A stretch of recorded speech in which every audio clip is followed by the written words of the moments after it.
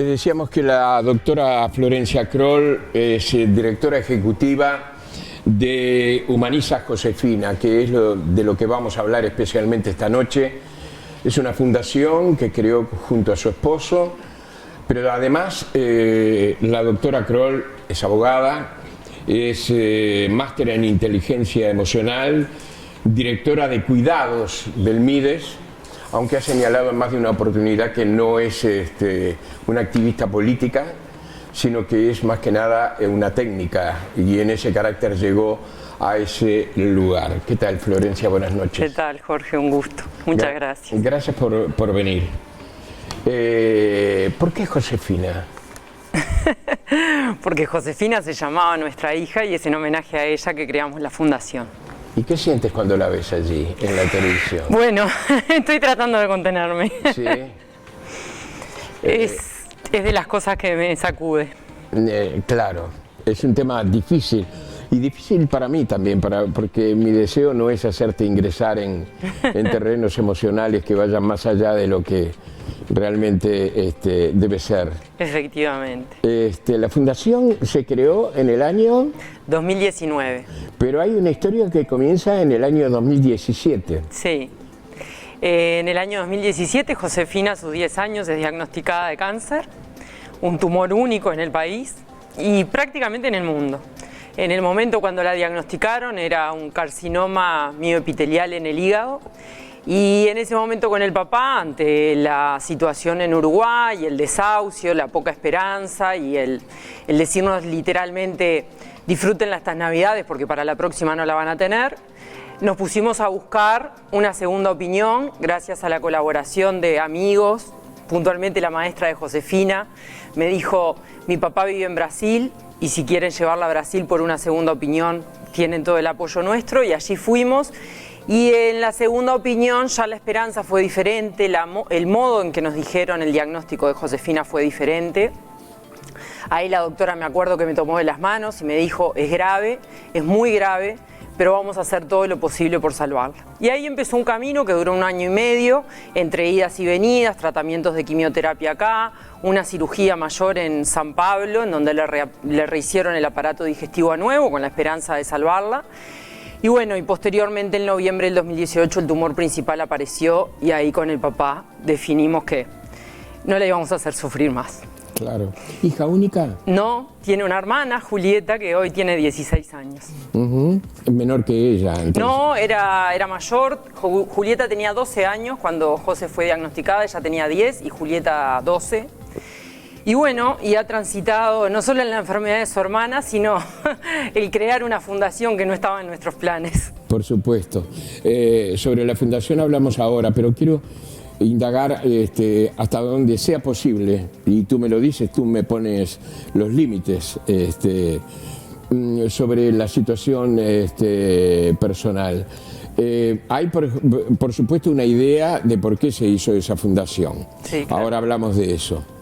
Pero hay un recorrido también humano, personal, individual, en ese año y pico que seguramente debe haber sido muy traumático. Sí. Es decir, Josefina, por lo que sé, era una niña absolutamente normal, común, con las mismas características que cualquier otra chica que asistía con ella al colegio, hacía deporte, hasta que un día apareció eso sorpresivamente, ¿verdad? Sí. ¿Fue en un día o fue en un proceso? Comenzó como un dolor de panza en el que en varias consultas era un simple dolor de panza. Luego ella misma se detectó un bulto y empezó a decir que tenía un bulto, con lo cual volvimos a las consultas médicas y ahí en una noche de ecografías, tomografías, ya quedó ingresada y ya vieron un panorama raro. La tomografía despejó que tenía el tumor principal y que ya arrojaba metástasis, eso mismo nos dijeron. Y ahí comenzó una semana en nuestro centro médico, en el que luego de tratarla ahí la trasladan al Centro de Referencia de Oncología Infantil. Y ahí empezó, ya no volvió a casa, en realidad ya esa semana ya quedó ingresada y ya arrancó con quimioterapias desde el primer día. Hicieron una biopsia, luego la biopsia en Brasil arrojó resultados diferentes Y ahí fue un camino entero. Y sí, y lo que tú decías, Jorge, yo soy máster en inteligencia emocional, soy profesora de la UDELAR hace 20 años en herramientas emocionales formando abogados. Y una de las cosas que sorprendió y que de hecho fue lo que empieza este camino de que Josefina pidiera un cuaderno de quejas y la rezongaran por pedir un cuaderno de quejas, y ella dice, yo quiero un cuaderno de quejas porque quiero hacer una lista de los que me tratan bien y una lista de los que me tratan mal. Dentro del sanatorio. Del sanatorio. Y así fue que empezó. Uno en ese momento como padre no visualiza, en ese momento uno se concentra en salvarle la vida al hijo y no ve otras cosas que las ve a la distancia. Después en el proceso, el decir cómo yo formaba abogados en ser empático, en ponerme en el lugar del otro, en no encontrar la razón por la cual a mi hija la rezongaron por pedir un cuaderno de queja, o que frente a un llanto de un niño oncológico le dijeran, Josefina, bajá los decibeles porque así no puedo trabajar. Ese fue el recibimiento de Josefina en el Centro de Oncología Pediátrica. Entonces, ante esa situación, la impotencia, en su momento yo controlé mis emociones y las emociones de Josefina, pero a la distancia era algo que me resonaba en la cabeza, decir, no se puede a un niño oncológico tratarlo de esa manera. ¿Qué te enseñó todo ese proceso?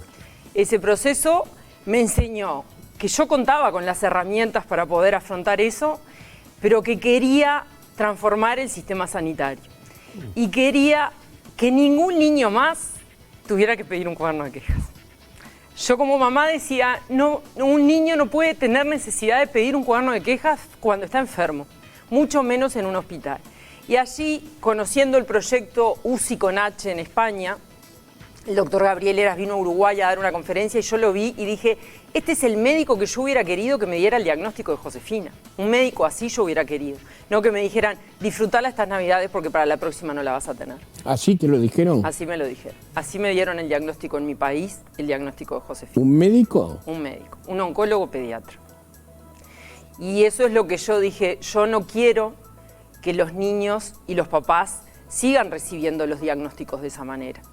Y ese médico era el que yo decía, ese es el médico que cualquier papá quiere recibir, que por más mala que sea la noticia, porque el cáncer infantil es en definitiva una mala noticia, ningún padre viene preparado al mundo para que le digan que su hijo tiene cáncer.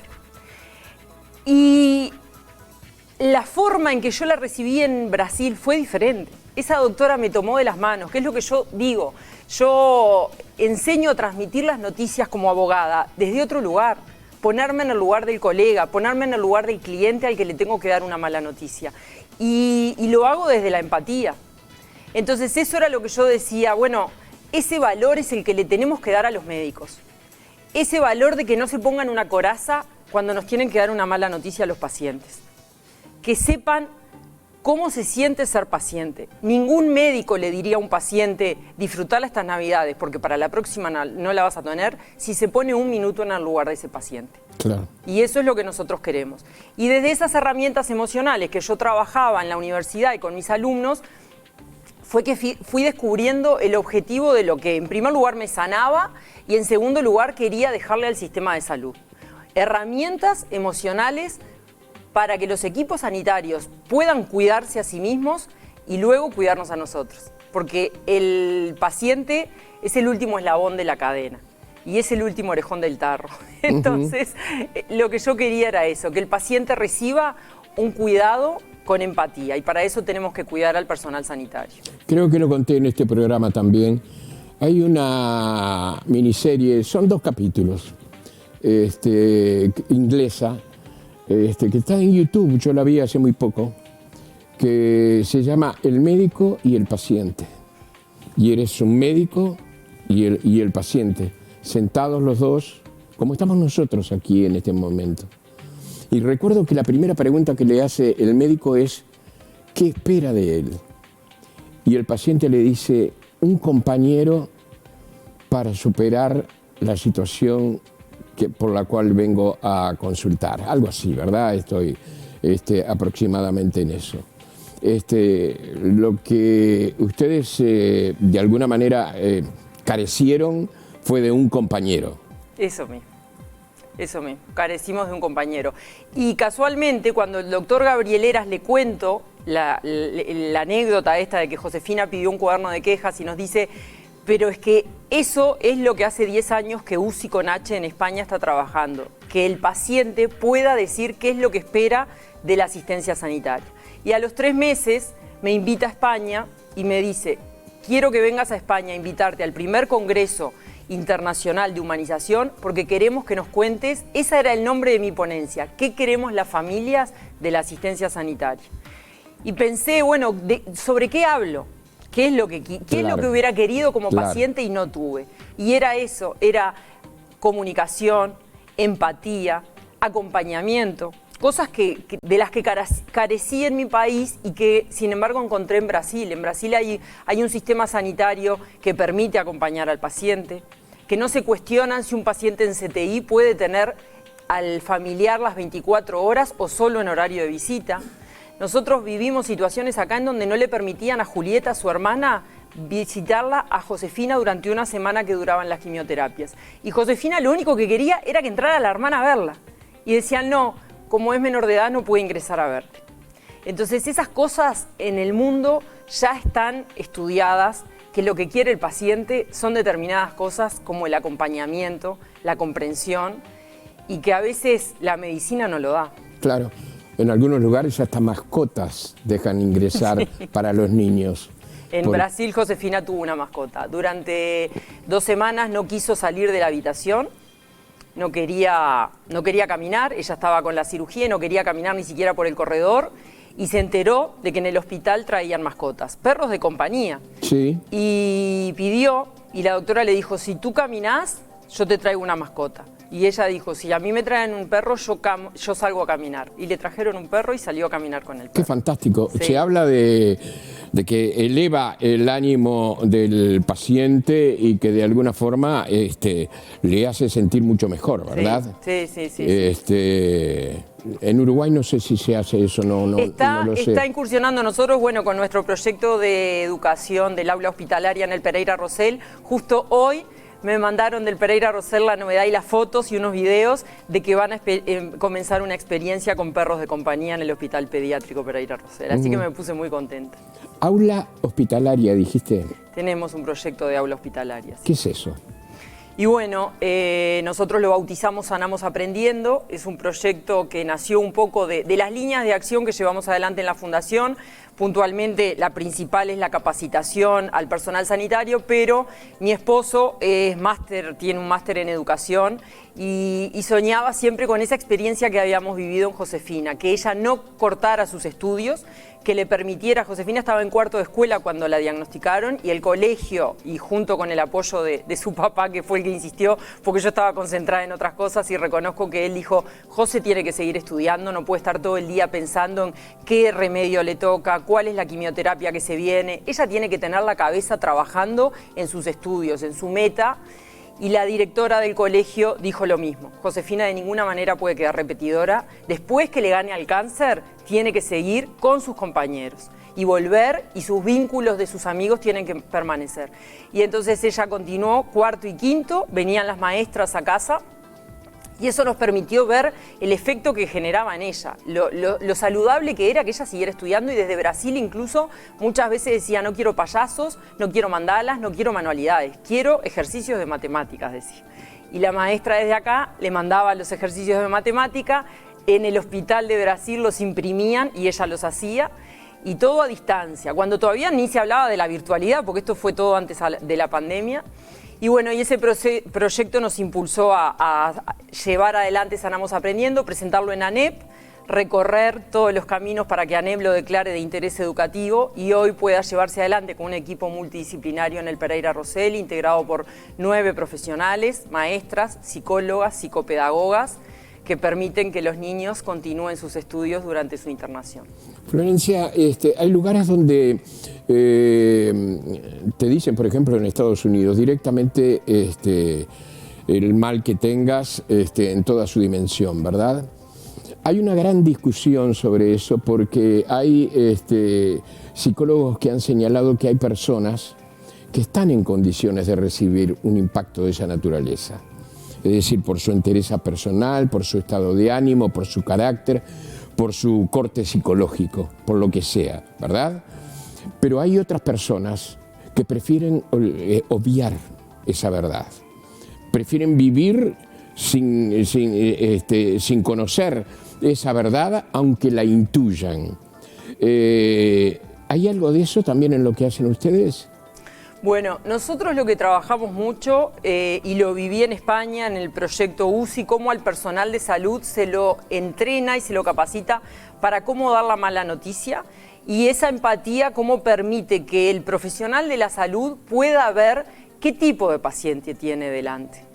Uno como profesional de salud tiene que contar con herramientas, no solo las científicas, la de cortar el cuchillo, el bisturí, tiene que contar con otras herramientas humanas. Nosotros creamos y llevamos adelante la materia humanización de la asistencia sanitaria en la carrera de medicina de la UDELAR. Ese es otro de los proyectos que conseguimos y precisamente muchos estudiantes de medicina nos dicen, esto es lo que necesitábamos, también nosotros necesitamos eso. El tener herramientas para ellos emocionalmente, saber cómo enfrentarse a la dureza que le da el paciente. Porque curiosamente los médicos jóvenes, todos los que hemos conocido, se reciben con ese entusiasmo que les dejó la vocación por estudiar. Yo tenía vocación por estudiar abogacía y la disfruté toda mi vida y no me desilusionó la abogacía. Sí me hizo ver cosas duras durante estos 20 años de ejercicios, pero fui entrenando herramientas que me permitieron lidiar con eso. Los médicos, una vez que salgan de la facultad, van a vivir y van a lidiar con cosas quizás mucho más duras que un abogado. Van a lidiar con la vida y la muerte y con darle la noticia a un paciente, con decirle a un padre que el hijo se le va a morir. Pero a mí de una manera me lo dijeron acá y de otra manera me lo dijeron en Brasil. Y no me cabe duda que a la doctora que me lo dijo en Brasil le dolió lo mismo que lo que le dolió el que me lo dijo acá.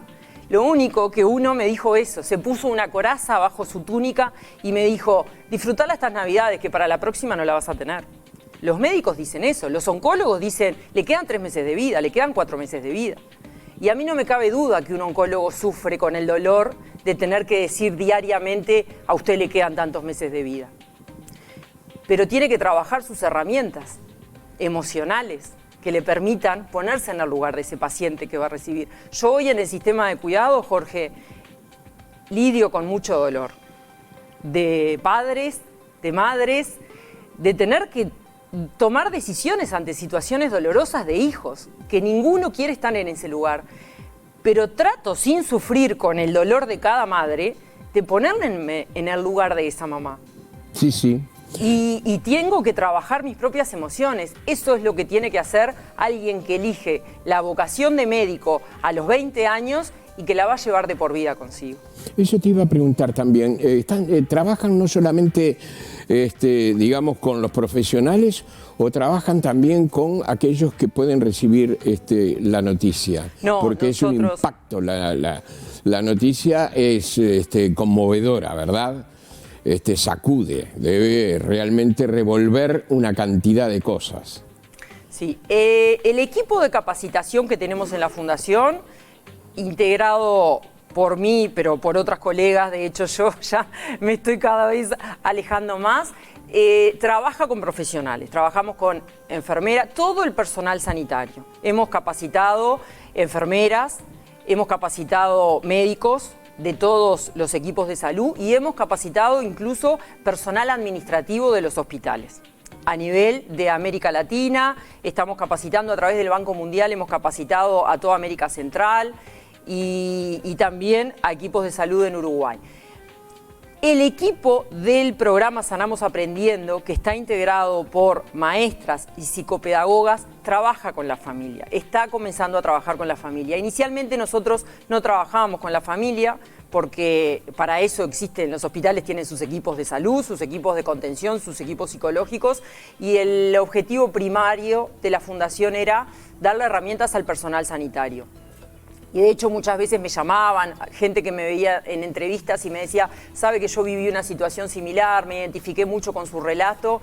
Y yo decía, bueno, lamentablemente yo no estoy en condiciones de poder ayudar a otras personas desde mi lugar. Trato de dar herramientas profesionales a los técnicos en la salud.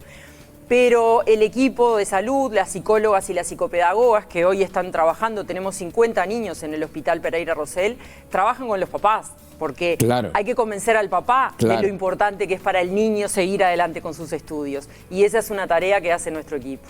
Florencia, ¿y cómo se habla eso? ¿Cómo se comunica eso con los papás? En este caso con los papás, específicamente. Y bueno... Primero la verdad. Sí, la verdad. Sí. Pregunto. Sí.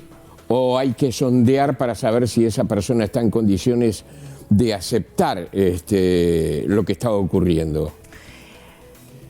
Jorge, a mí me han llegado a decir cuando me diagnosticaron a Josefina, en algún momento me dijeron, mamá, usted tiene que aterrizar.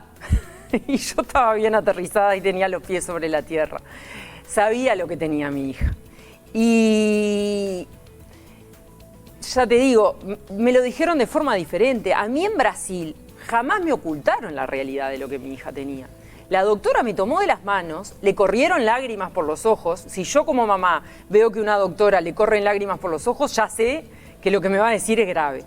Y me lo dijo así, me tomó de las manos, se sentó al lado mío, salió detrás del escritorio y me dijo, es grave, es muy grave. Pero vamos a hacer lo que la ciencia nos dé al alcance para poder salvarla. Esas fueron las palabras. Si con esas palabras yo no era consciente de que me estaban diciendo lo peor y que el panorama que venía por delante era muy crudo, y me lo dijeron.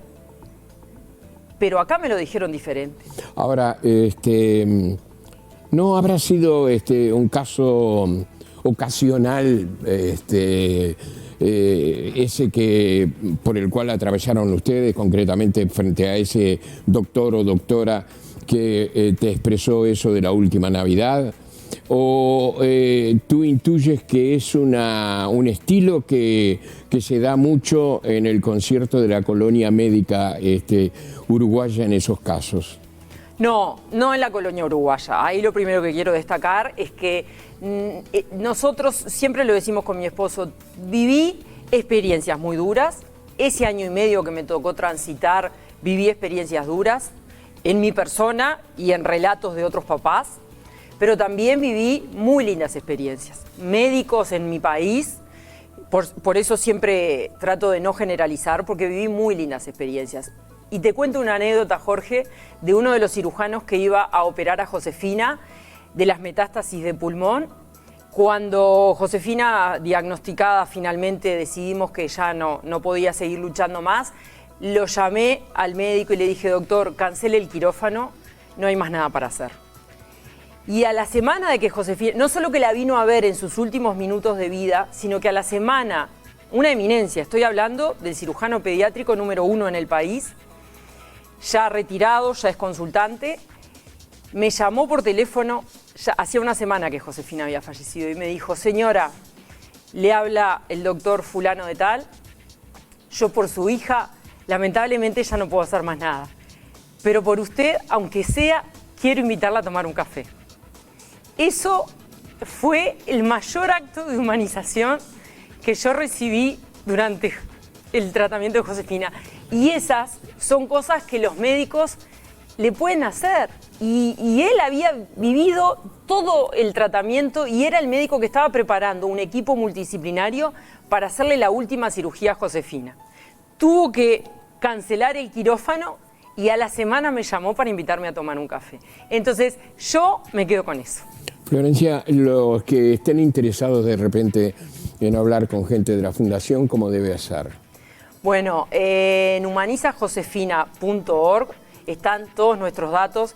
En una época había mi celular, ahora ya no está mi celular, pero hay otros teléfonos de contactos. Tenemos un equipo multidisciplinario y profesionales que atienden y reciben y direccionan con los equipos que atendemos en cada caso. Ahí está, tenemos el impreso además en pantalla.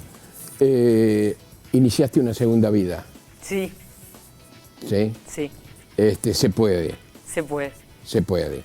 sin sentimiento de culpa que dicen que muchas veces se da en los padres. Bueno, una de las cosas que permite que ¿Prefieres dejarlo así? como familia no tenemos sentimiento de culpa es haber hecho todo por Josefina. Y es lo que siempre decimos con mi esposo. Recorrimos el mundo, buscamos todas las herramientas y cuando ella se fue en paz. Y eso, incluso el proyecto UCI de España fue lo que me dice. Ella se fue en paz. Cuando dijimos no tiene que sufrir más, no va a sufrir más. Pero mientras pudimos, hicimos todo lo que había. Fue muy estimulante conocerte, a pesar de la circunstancia y a pesar de los recuerdos y a pesar de la angustia que sigue apareciendo. Se puede, ese es el mensaje que yo quiero dejar, se puede. Se puede. Se puede, se puede y tenemos una hija, Julieta, que nos da energía todos los días. Que ustedes realmente caminen como están caminando, no los conozco, pero la sensación exterior es de alguien que cumplió su misión y que tiene derecho a la felicidad, tiene derecho a reír, tiene derecho a mirar el futuro, cosas buenas y lindas. Es así. Que así sea, Florencia. Gracias, Jorge, muchas gracias.